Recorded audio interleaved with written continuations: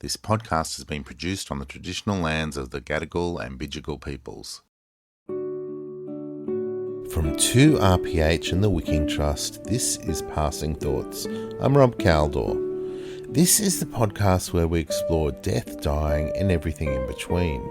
In today's special episode, we look at a unique way of honouring someone. Our guest contributor is world-renowned songwriter and performer Ilan Kidron, who uses his songwriting to work with Kat, a woman who lost her sister Carla far too young. This special piece of audio captures a series of sessions between Ilan and Kat as they create a song to honour Carla. It's a deeply personal sonic journey, best experienced with headphones, and it begins with Kat explaining to Ilan why she came to see him. The death of my sister brought me to you because I had wanted to do something to honour her in the year after she died, and I couldn't work out what that was. And after she died, I thought, should I plant a tree? Should I dedicate a bench in a park? And none of it felt right. And then it was literally like 4 o'clock in the morning. I woke up one morning and it came to me that it has to be something to do with music. And then I actually spoke with somebody else who knew you and knew about your songwriting work. It all just came together and I thought, that's it. That's the thing that I'm meant to do. I'm meant to honour Carla in the year after her death with a song dedicated to her, and I couldn't do that without you.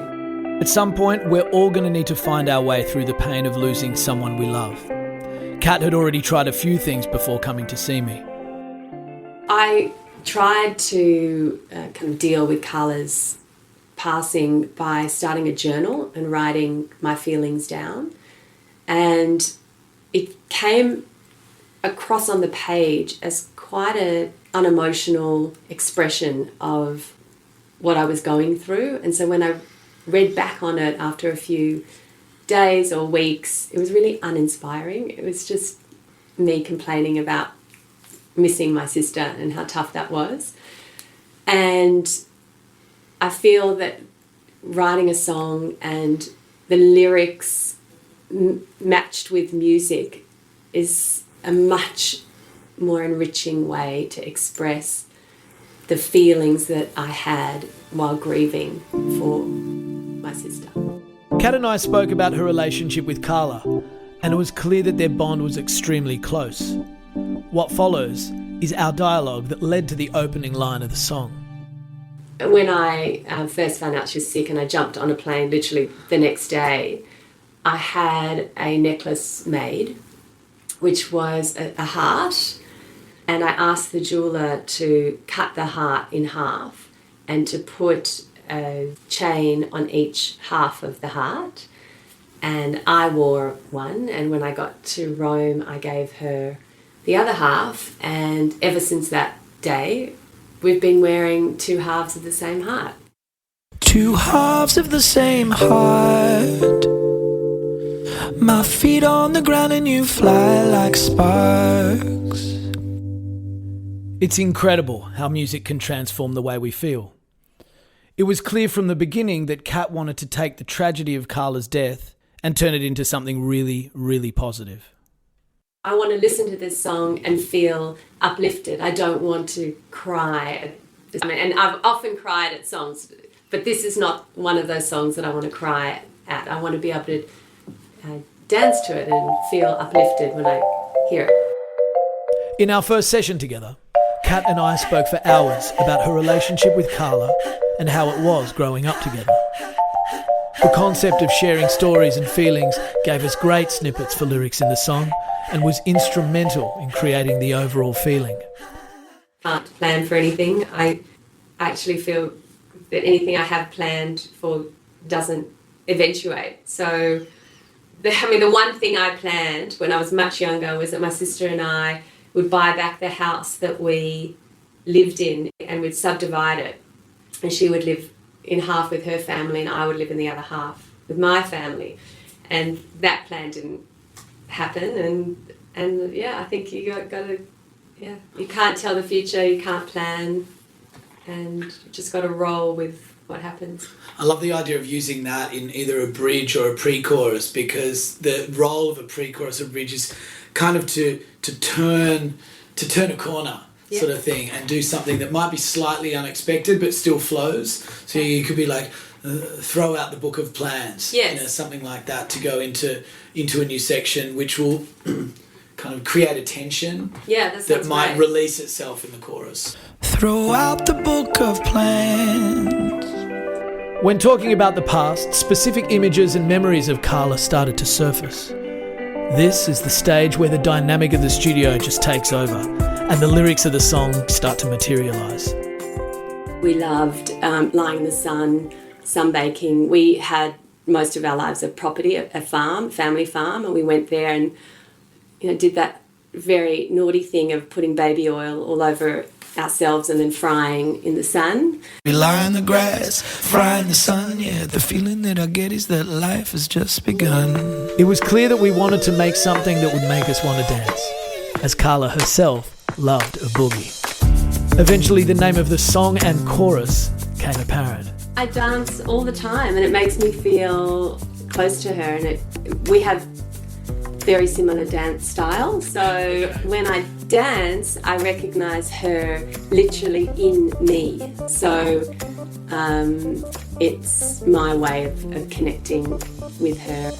Straight after Carla died, in order to feel close to her, I was dancing, and downstairs in my living room I've got a massive mirror on the wall, and that's where I realised that I was dancing in front of the mirror and I could see my sister dancing with me, and obviously I couldn't just do that at any time of day because my family needs me. So I used to go downstairs early in the morning at like 6 o'clock in the morning and put music on and dance with my sister in the mirror with her reflected back at and me. at 6 a.m. I don't know how I see you, but there you are with me, dancing in the mirror. Before they partnered up and had their own families, the sisters did what so many in their 20s do and travelled the world. Kat encouraged Carla to leave Australia and now feels responsible for them being separated for most of their adult life. I went to Paris and I came back and I said, oh, you have to do a year overseas. And she's like, no, I don't want to go overseas. I said, you have to go, it's amazing. And then she went to Rome. She was meant to just stay for 1 year and work in a government department there, but she fell in love with her boss and she didn't come back. I really, really regret telling her to go. And no matter where we are, we send love letters from Italy to Australia. Specific incidents or sentiments start to come out that in isolation may not have meaning, but as part of a song can really resonate. You mentioned like you guys holidayed quite a bit, and I love the image of you guys in a convertible. I mean, that's a positive image for me, like hair blowing out, listening to music, listening to, what did you say? Jamiroquai. Yeah. From town to town on a holiday, driving. I've always felt that writing songs needs to be very loose structure, and in fact there are loads of rules that you can keep breaking over and over again, and it can get even more fun the more you break them. So when Kat mentioned that she and Carla used to drive around in a convertible playing great funk artists such as Jamiroquai, in one version of the song we made up a completely new verb. In your convertible, Jamiroquai. Memories spark more memories, and at this point Kat remembers a phrase of Carla's that sums up her sister but is also a great lyric. Carla's password for her, I don't know if I should be saying her password, but for her accounts is love is all. She did love really well. So if you were lucky enough to be in her inner circle, because she was quite picky, she just showed you so much love and told you all the time how much she loves you and showed it in so many different ways. And she just was the embodiment of love and affection and warmth. Love is all. Love is all. As the dialogue continues, Kat discusses Carla's photography. Sometimes the content is less important than how the words are said. She was obsessed with photography, photographing every moment, which is weird. In her children's lives and her with her children and her with us, it was just an obsession, yeah. It's really interesting how people reveal themselves through language. Kat still talks about Carla in the present tense, and I realised this could provide a meaningful lyric. Yeah, I always talk about her in the present tense. I don't know why I do that, but I always have since she died. But I guess she is with me. That's probably why I talk about her in the present tense. So I talk about you in the present. It's a natural thing to do when I'm dancing in the mirror. For Kat, the loss of Carla will always cut deep. Engaging with her thoughts and emotions around her sister in the studio definitely helps to process the loss and focus on the important things in life. You know, when you do think about things that you get upset about, they're often such silly little things. I spent the next couple of days experimenting with styles and melodies that would complement the lyrics and add meaning and relevance to Kat. I'm just going to play you a couple of feels, maybe, musically, to see if something gels. There's this feel here that's kind of got a Latin vibe to it. There's this, and then we could add maybe a hip hop beat to it at some point. That kind of moves. Yep. So yeah, and something simple on top, like maybe, let me just play this.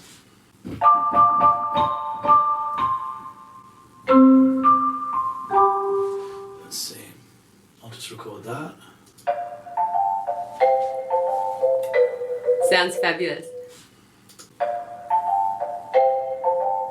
That's a good time, and then I'll put some of these chords underneath on the piano. And then maybe a fourth chord, something like that. Alright, we'll see what this sounds like. Yeah. That's so great. It's got a real lightness to it and Okay, cool. uplifting. We played around with sounds and the music for a couple of hours. With a loss like Kat's, it's hard to go past all the repercussions of the loss. Carla was Kat's sister, but she was also a daughter, friend, partner and mother. The kids are being raised by their dad, and it's been interesting to watch how a grieving father raises two very young kids. They're doing brilliantly at school, and I think that has been important to their dad, that they're given something to focus on to distract them from missing their mum and to make them feel good about themselves, because they get a lot of recognition from school, from their teachers, and they are doing brilliantly. They're very clever, very talented kids. So they're doing okay. They're young. So young kids are resilient. But when it's their birthday, Mother's Day was very, very tough. So it's a roller coaster for them. But my sister died 2 days before my birthday. And last year, when she wasn't around, we really tried to celebrate the anniversary of her death, which sounds ironic, but the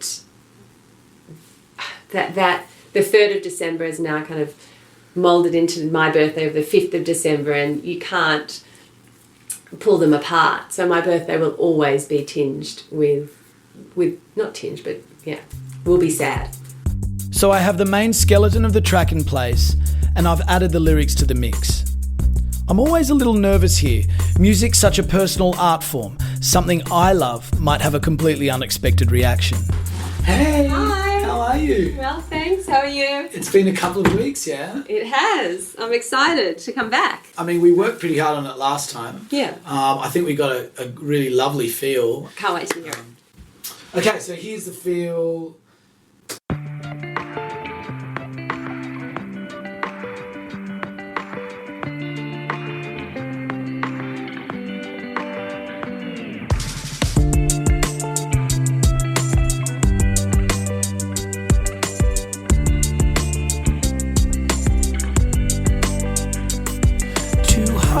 the same heart. My feet on the ground and you fly like sparks. And no matter where we are, we send love letters from Italy to Australia. Suddenly it all makes sense. I call out to you and there's a blessing sent, and it's never misunderstood. 'Cause at 6 a.m. I don't know how I see you, but there you are with me, dancing in the mirror. It's exactly what I feel she's going to do. Good. I was nervous. Oh, totally. How's Oh it my gonna... God. Yeah. It's phenomenal. Love it, love it, love it. We've got these gorgeous lyrics, I think, that basically came from you. That's the beautiful part about this. So I was just here as an interpreter, essentially, and you're so musical. I had no idea that you could do that, and you really, I think, I mean, a teacher's report would say that you've really shone. Thank you. I was really happy with the way Kat reacted, but there was still more we needed to do. It was time to ramp things up.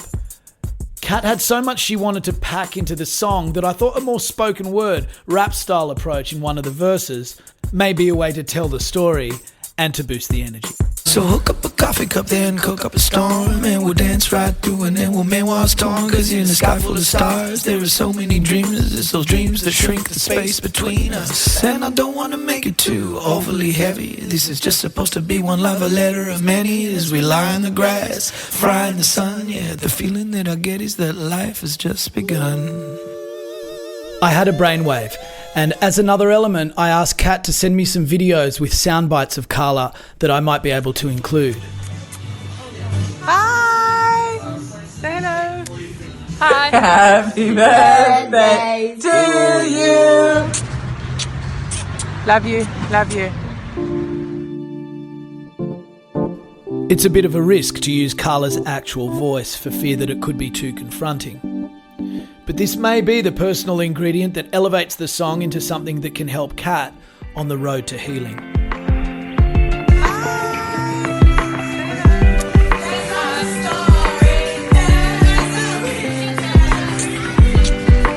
Love you. Love you.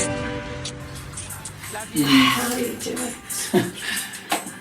She's in my song. She's in the song.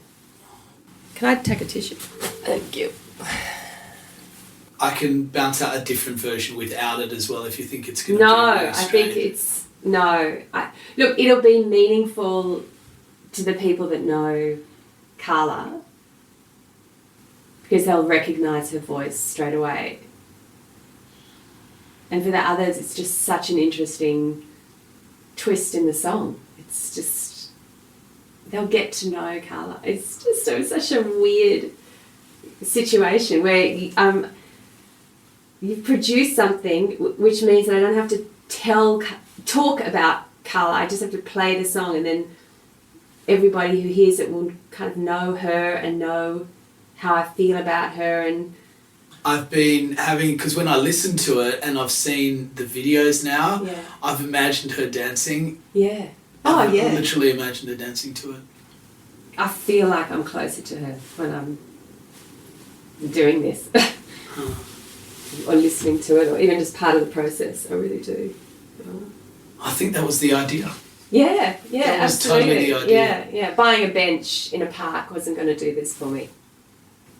Yeah, and I think finding ways to express my feelings and the grief and then twisting it into something that's positive rather than just so horribly negative.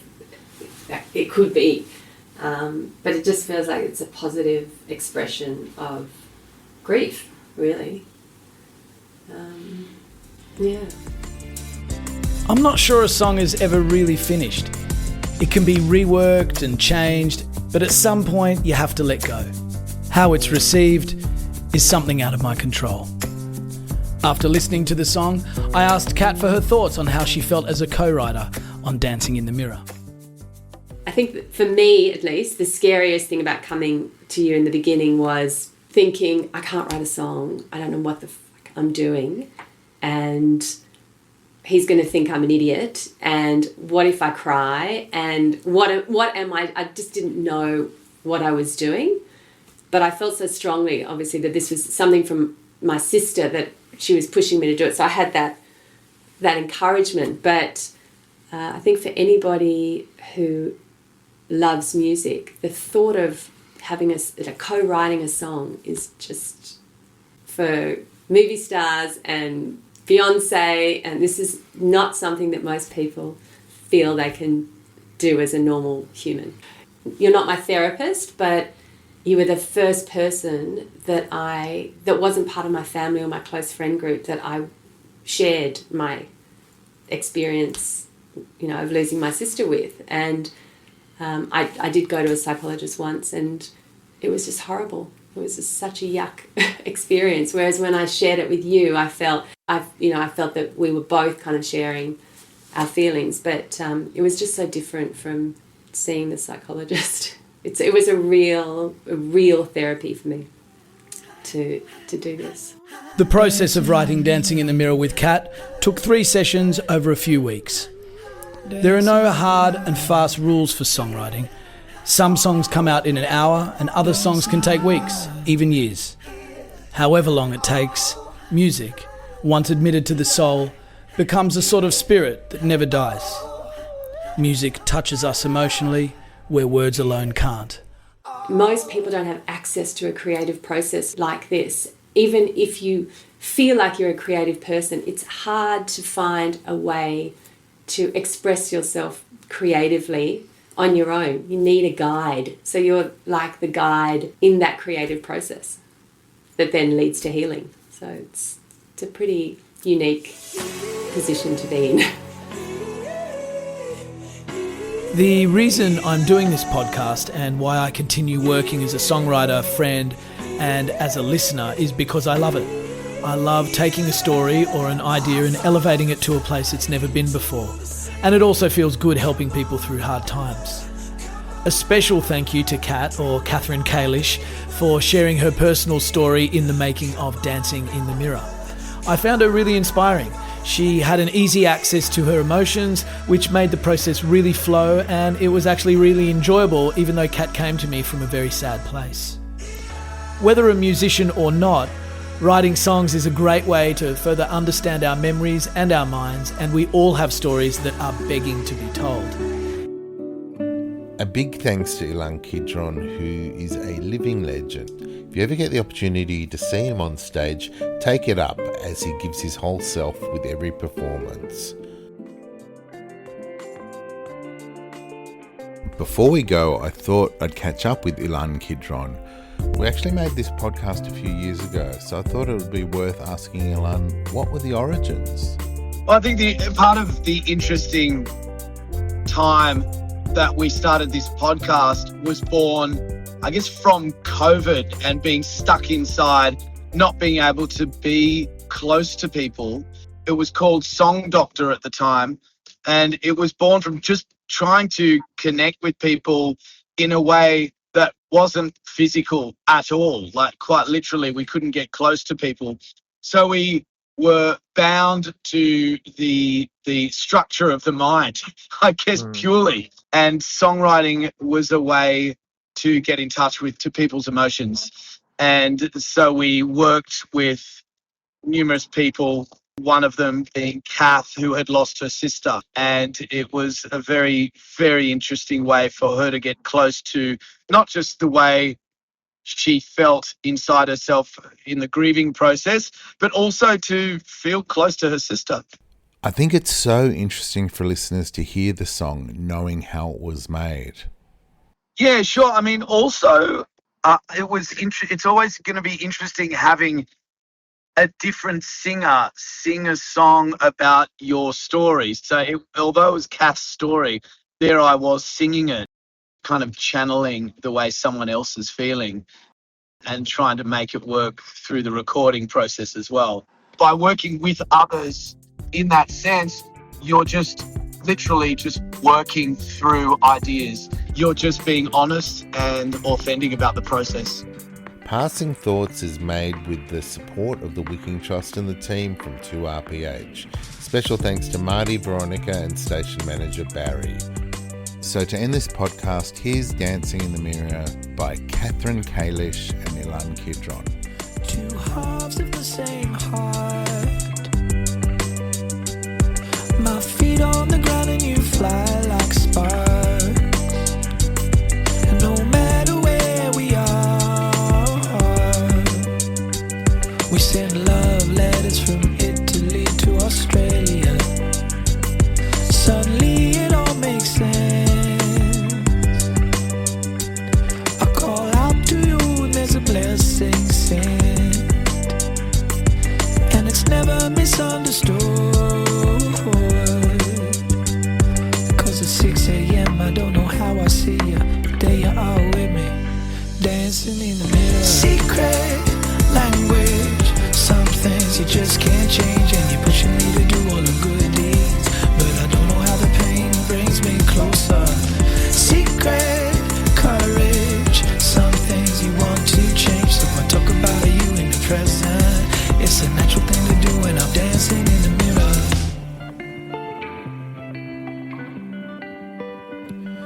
Throw out the book of plans. Oh, who knows how or where we'll land. You say love is all and all is good.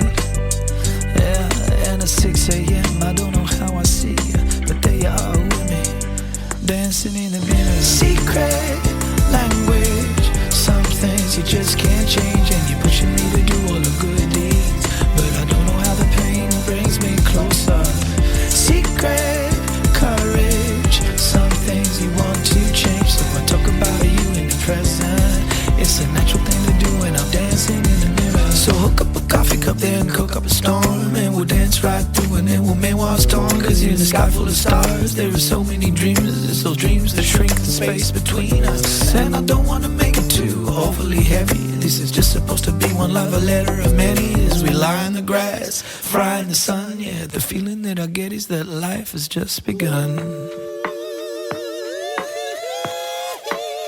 Secret language, some things you just can't change, when you're pushing me to do all the good deeds, but I don't know how the pain brings me closer. Secret courage, some things you want to change, so I talk about you in the present. It's a natural thing to do when I'm dancing in the sun. Love is all, dancing in love is all, dancing in love is all, dancing in love is all, dancing in the mirror.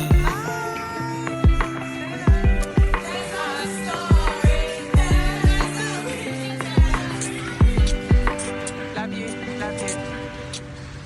Love you, love you. This is a Radio 2RPH production.